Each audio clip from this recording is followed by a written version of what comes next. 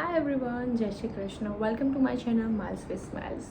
ઘણા બધા લોકોએ મને પૂછ્યું છે કે મારી જે ડિલિવરી હતી એ નોર્મલ ડિલિવરી હતી કે સી સેક્શન. તો આજે હું મારી નોર્મલ ડિલિવરીનો એક્સપિરિયન્સ તમારી સાથે શેર કરવા જઈ રહી છું. Before that I would like to introduce myself. My name is Apeksha and I have a 6 months old cute little princess and her name is Diya. So મારી જે ડ્યુ ડેટ હતી એ 11 December 2025. હવે starting of the pregnancy journey જે હતી એમાં હું nervous અને થોડી કન્ફ્યુઝ પણ હતી કે કેવું થશે at the time of delivery, contractions કેવા ફીલ થશે, વોટર બ્રેકમાં શું મને ફીલ થશે, અને એ ટાઈમે હું એમ્બ્યુલન્સને બોલાવીશ કે અમે જાતે જઈશું કારમાં, અને બહુ બધા ક્વેશ્ચન્સ મારા મનમાં હતા. બટ જ્યારે 5-6 મંથ થયા મારી પ્રેગ્નન્સીને એન્ડ આઈ વોઝ લાઈક કે જસ્ટ લેટ ઇટ બી. કારણ કે જેટલું વધારે વિચારીએ એટલું આપણે વધારે સ્ટ્રેસમાં આવી જઈએ છીએ. પણ એક વસ્તુ મેં કન્સિસ્ટન્ટલી ફોલો કરી છે and that is walking every day, exercise every day, little bit of exercise, little bit of walking and yoga. અને યોગામાં એકચ્યુઅલી મેં પ્રાણાયામ જ કર્યા છે, like breathe in breathe out. એનાથી માઇન્ડ બહુ રિલેક્સ રહે છે. At the same time listening to good music, going out. હું તો બહુ જ ફરી છું થ્રુ આઉટ મારી પ્રેગ્નન્સી. સો જેમ જેમ ડિલિવરી ડેટ નજીક આવતી હતી એમ થોડી નર્વસનેસ તો વધતી જ જતી હતી. અને 11 ડિસેમ્બર જ્યારે ફાઇનલી થઈ ગઈ તો મને એવું લાગ્યું કે why Diya is not out. અને પછી અમે હોસ્પિટલમાં પણ ગયા હતા તો એમને એવું કીધું કે we can still wait, we still have a time. હજી આપણે એક વીક વેઇટ કરી લઈએ, અદરવાઇઝ આપણે ઇન્ડક્શનની પ્રોસેસ સ્ટાર્ટ કરીશું and we are going to induce your baby. હવે મને એ ટાઈમે એ વસ્તુ સાંભળીને પણ હું થોડું સ્ટ્રેસમાં આવી ગઈ કે હવે ઇન્ડક્શનની પ્રોસેસમાં શું હોય છે, is it safe or not, and if it is safe મને કેવું ફીલ થશે, મારે એ ટાઈમે શું કરવાનું રહેશે. પણ મારા ગાયનેકે થ્રુઆઉટ મને બહુ જ સપોર્ટ કર્યો છે, થ્રુઆઉટ મને બહુ જ સારી રીતે ગાઈડ કરી છે. પછી 18 ડિસેમ્બરે અમને લોકોને બોલાવ્યા હતા અને મને ઇન્જેક્શન એક આપ્યું હતું અને એવું કહેવામાં આવ્યું હતું કે જ્યારે પણ મને કોન્ટ્રેક્શન્સ કે ક્રેમ્પિંગ લાઈક કંઈ પણ ફીલ થાય તો આઈ સ્ટ્રેટ અવે I have to go to the hospital.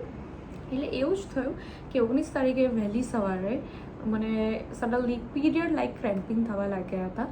એ બહુ સ્ટ્રોંગ નહોતા બટ અમે હોસ્પિટલ જતા રહ્યા કે ચલો હવે જતા રહીએ બિફોર ઇટ્સ ટુ લેટ. હવે મારું વોટર બ્રેક પણ નહોતું થયું પણ હા મને પેઇન થવા લાગ્યું હતું. હોસ્પિટલ ગયા તો પછી એ લોકોએ મને ડાયરેક્ટ એડમિટ જ કરી લીધી.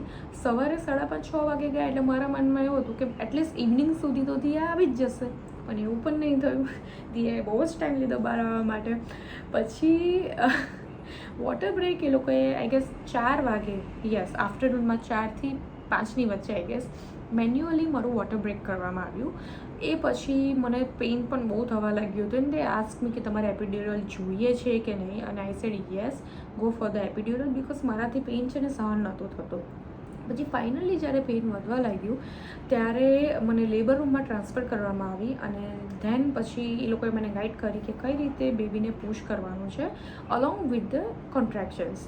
હવે કોન્ટ્રેક્શન જેટલા પણ ન્યૂ મમ છે અને કન્ફ્યુઝ હોય કે કોન્ટ્રેક્શન્સમાં કેવું ફીલ થાય છે, તો it is same like period like cramps but much stronger than that. પણ હોય છે તો પીરિયડ ક્રેમ્પિંગ જ, પણ બહુ જ વધારે સ્ટ્રોંગ હોય છે that you can not tolerate. But trust me it's worth it. રાત્રે 8:30 વાગે લેબર રૂમમાં હું ગઈ હતી.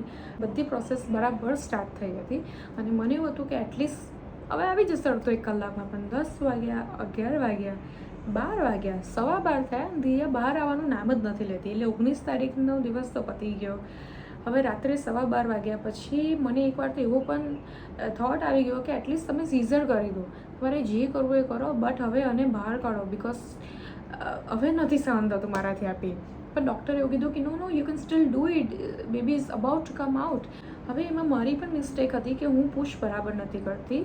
એમને મને એવું કીધું હતું કે you have to push the baby out along with the contractions that you feel. But આટલો ક્લિયર ઇન્સ્ટ્રક્શન્સ મને સમજવા માટે 2 કલાક લાગ્યા હતા because of course I mean first time experience હતો, આપણે બધા કન્ફ્યુઝ હોઈએ છીએ. પણ તો બી મારા ગાયને કે મને બહુ જ સપોર્ટ કર્યો છે. ઇવન મારા husband he was there till the end throughout holding my hand, અને એમને પણ મને મોરલી બહુ જ સપોર્ટ કર્યો છે. એન્ડ ફાઇનલી 12:38ના દિયા બહાર આવી ગઈ. પછી ડૉક્ટરે મારું ટમી જે છે એ આખું પ્રેસ કર્યું પ્લેઝન્ટા બહાર કાઢવા માટે, અને એમાં જે હું રડી છું, આઈ મીન બહુ જ રડી છું. પણ પછી મને લાઈક દિયા મારા હાથમાં આપી દીધી અને suddenly I forget all my pain that moment was so magical અને I can not even explain. અત્યારે પણ મને ગૂઝબમ્સ આવી ગયા છે કે એ જે મુમેન્ટ હોય છે ને એટલી સરસ હોય છે કે આપણે આપણું પેઇન બધું જ ભૂલી જઈએ છીએ. એન્ડ ટ્રસ્ટ મી, એ બહુ જ વર્થ ઇટ છે. So to all the new moms, I can say just stay relaxed, just calm down. એ ટાઈમે એની જાતે જ બધું થઈ જશે. જસ્ટ ડુ લિટલ પ્રેયર અને બી સ્ટ્રોંગ. બધું જ એની જાતે થઈ જશે. આપણે પહેલેથી સ્ટ્રેસ લેવાની કોઈ જરૂર નથી. અને આ મારી નોર્મલ ડિલિવરીનો એક્સપિરિયન્સ હતો અને જે બહુ સરસ રહ્યો છે. So thank you very much for watching till the end. Don't forget to like, share and subscribe to my channel. Also, તમને પ્રેગ્નન્સી કે પોસ્ટપાર્ટમ રિલેટેડ કંઈ પણ ક્વેશ્ચન હોય તો please do comment in the comment box below and I'll be more happy to make a video about it. Thank you very much. જય શ્રી કૃષ્ણ.